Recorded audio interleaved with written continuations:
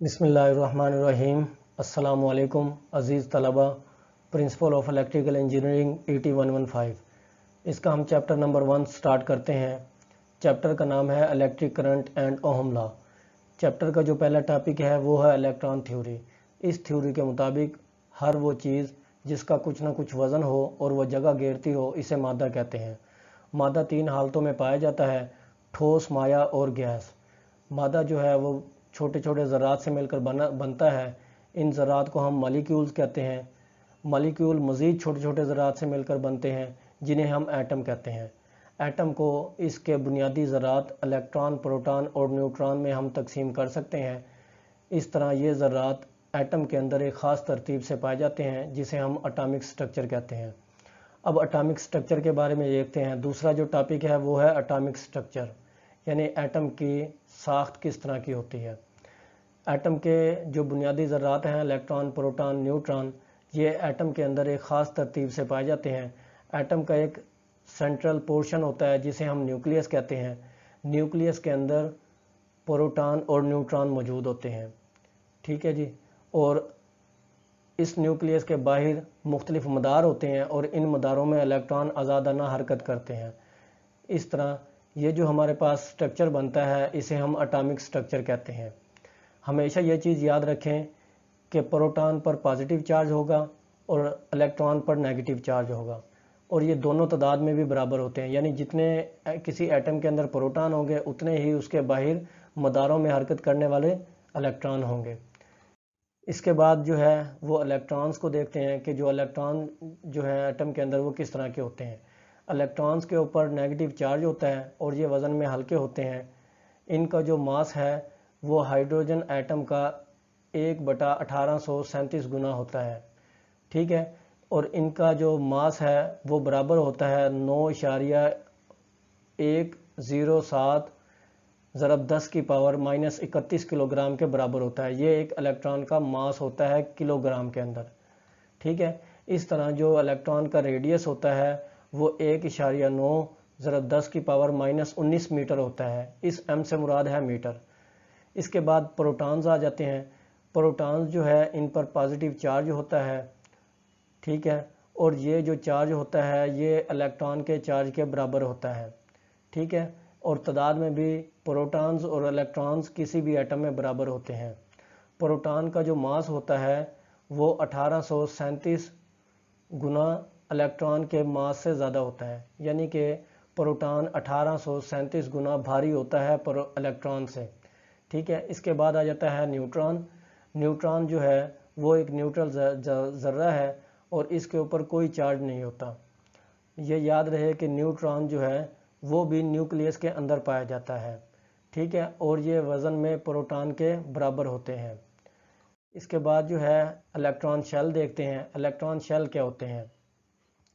Electron जो है वो न्यूक्लियस के गिर्द मखसूस मदारों के अंदर हरकत करते हैं। इन मदार को हम एनर्जी लेवल्स या शेल कहते हैं, ठीक है। हर मदार के अंदर इलेक्ट्रॉन की एक मखसूस तादाद होती है और इस तादाद को मालूम करने के लिए इसका एक फार्मूला है 2 × n⁻², 2 × n⁻², ठीक है। इस फार्मूले के तहत हम किसी भी मदार के अंदर मौजूद इलेक्ट्रॉन की तादाद को मालूम कर सकते हैं। अब जो इसके अंदर n है ना, यहाँ पर जो है ये ऑर्बिट के नंबर को शो करता है।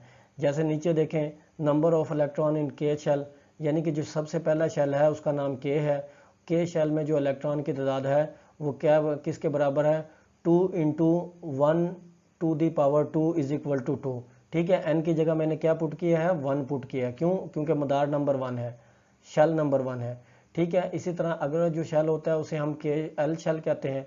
K के बाद L शेल होता है, तो L शेल में n का नंबर 2 होता है। तो इस तरह अगर हम इसे फार्मूले में पुट करें तो यहाँ पर हमारे पास क्या आ जाता है, यहाँ पर n की जगह 2 आ जाता है और ये बराबर आ जाता है 8 के, ठीक है। यानी कि दूसरे मदार के अंदर जो इलेक्ट्रॉन की तादाद होगी वो कितनी होगी, वो 8 होगी। इसी तरह तीसरा जो शेल है उसका नाम m होता है और हम अगर इसको फार्मूले में पुट करें तो 2 × 3⁻² = 18। 18 का मतलब क्या है, 18 इलेक्ट्रॉन होते हैं। तीसरे शेल के अंदर जो इलेक्ट्रॉन की तादाद होगी वो कितनी होगी, 18 होगी। इसी तरह number of electron in n shell, n shell जो है वो आखिरी शेल होता है, तो इसमें इलेक्ट्रॉन की तादाद 32 होगी। ये इसलिए आपको 4 शेल दिखाए गए हैं। आमतौर पर ये 4 शेल जो है तमाम एटम के अंदर पाए जाते हैं। इससे ज़्यादा शेल भी हो सकते हैं, लेकिन ये जो शेल हैं ये आमतौर पे कॉमन हर एटम के अंदर पाए जाते हैं। कुछ एटम ऐसे भी हैं जिसके अंदर सिर्फ एक ही शेल है, के शेल, और कुछ एटम ऐसे भी हैं जिसके अंदर एक से ज़्यादा शेल हैं, और बाज़ एटम ऐसे भी हैं जिसके अंदर इन 4 शेल से भी ज़्यादा शेल होते हैं। उसके बाद है वैलेंस इलेक्ट्रॉन। अब वैलेंस इलेक्ट्रॉन देखते हैं। वैलेंस इलेक्ट्रॉन वो इलेक्ट्रॉन होते हैं जो बिल्कुल आउटर मोस्ट ऑर्बिट के अंदर पाए जाते हैं, ठीक है, और इनके ऊपर न्यूक्लियस की जो कशिश कुव्वत होती है वो बहुत कमज़ोर होती है। थोड़ी सी एनर्जी फराहम करने से ये इलेक्ट्रॉन जो है आसानी से एटम से अलग हो जाते हैं, ठीक है जी। इसी तरह किसी भी एटम के वैलेंस इलेक्ट्रॉन की तादाद जो होती है वो उसकी वैलेंसी बताती है।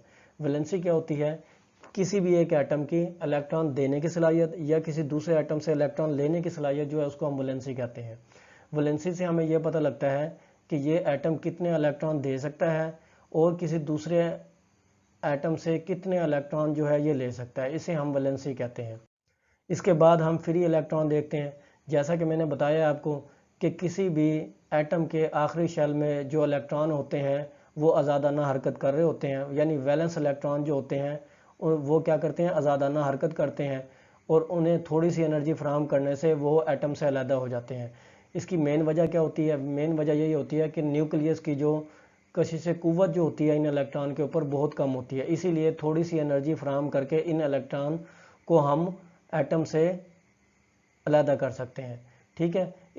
इलेक्ट्रिक करंट का मतलब यही होता है कि जब आपका इलेक्ट्रॉन जो है वो एटम से अलग हो जाता है, ठीक है। जब भी कोई इलेक्ट्रॉन एटम से अलग होता है तो उस एटम के ऊपर चार्ज आ जाता है, या तो वो पॉजिटिव चार्ज आ जाता है या फिर उस पर नेगेटिव चार्ज आ जाता है।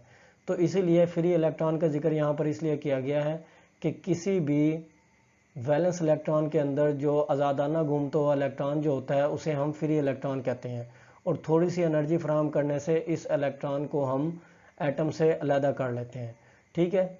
इसके बाद जो है इलेक्ट्रिक चार्ज को देखते हैं। इलेक्ट्रिक चार्ज क्या होता है? किसी भी एटम पर इलेक्ट्रॉन की कमी या इलेक्ट्रॉन की ज़्यादती जो है इसे हम इलेक्ट्रिक चार्ज कहते हैं। क्या कहते हैं? कि किसी भी एटम पर इलेक्ट्रॉन की कमी या इलेक्ट्रॉन की ज़्यादती जो है उस एटम का इलेक्ट्रिक चार्ज कहलाता है, ठीक है। अगर किसी एटम के ऊपर इलेक्ट्रॉन की ज़्यादती होगी, यानी कि इलेक्ट्रॉन जो है वो ज़्यादा तादाद में होंगे, तो उसके ऊपर नेगेटिव चार्ज होगा। इसी तरह अगर किसी भी एटम में से इलेक्ट्रॉन निकल जाएं तो उसमें इलेक्ट्रॉन की कमी आ जाएगी, तो उस पर पॉजिटिव चार्ज आ जाएगा, ठीक है। चार्ज का जो यूनिट है वो कूलम है, और इसको हम C से जाहिर करते हैं। इसी तरह इलेक्ट्रिक चार्ज को हम कैपिटल Q से शो करते हैं, ठीक है। कैपिटल Q से क्या करते हैं? इलेक्ट्रिक चार्ज को हम शो करते हैं, ठीक है। अब हम देखते हैं कि कूलम की डेफिनेशन क्या होती है, ठीक है। जो इलेक्ट्रिक चार्ज का यूनिट कूलम है उसकी डेफिनेशन क्या होती है? अब ये लिखा हुआ है 1 coulomb of charge is equal to the charge on 625 into 10⁻16 electron. मतलब ये है कि जो एक कूलम चार्ज होगा वो किसके बराबर होगा? वो 625 ज़रब 10⁻16 इलेक्ट्रॉन के चार्ज के बराबर होगा, ठीक है। और यानी कि कहने का मतलब है तादाद के अंदर इतने इलेक्ट्रॉन होंगे, 625 ज़रब 10⁻16 इलेक्ट्रॉन की तादाद होगी, उन पर जो चार्ज होगा वो चार्ज जो है वो एक कूलम के बराबर होगा। इसी तरह आगे एक इक्वेशन दी गई है कि 1 coulomb is equal to charge on 625 into 10⁻16 electron, ठीक है। और एक इलेक्ट्रॉन के ऊपर जो चार्ज होता है वो 1.6 इंटू 10⁻16 कूलम होता है, ठीक है जी। एक इलेक्ट्रॉन के ऊपर कितना चार्ज होता है?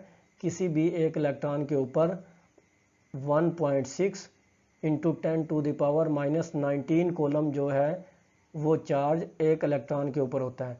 मतलब कहने का ये है कि इलेक्ट्रॉन, क्योंकि इलेक्ट्रॉन पर नेगेटिव चार्ज होता है तो इसलिए ये भी याद रखें, यानी कि किसी भी इलेक्ट्रॉन पर जो चार्ज होगा वो बराबर होगा